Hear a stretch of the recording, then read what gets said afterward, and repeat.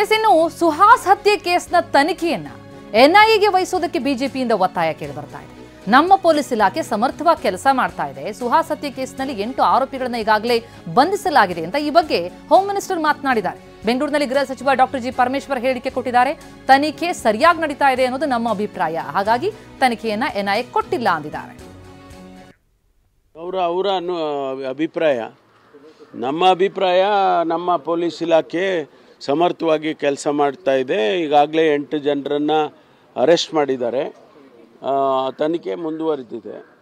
ಈ ಸಂದರ್ಭದಲ್ಲಿ ಎನ್ಐಎ ಕೊಟ್ಟರೆ ನಾವು ಎನ್ಐಎ ಕೊಡುವಂಥ ಅವಶ್ಯಕತೆನೇ ಬರೋದಿಲ್ಲ ಅಂತ ನಾವು ಕೊಟ್ಟಿಲ್ಲ.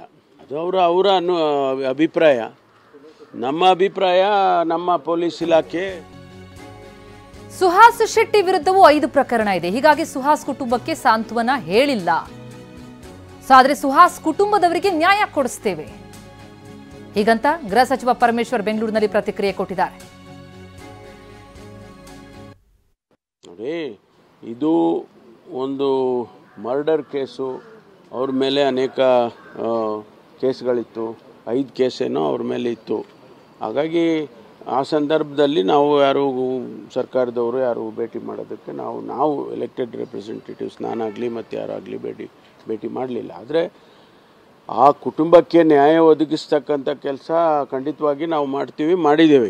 ಈಗಾಗಲೇ 8 ಜನನ ಅರೆಸ್ಟ್ ಮಾಡಿದ್ದೇವೆ. ನೋಡಿ, ಇದು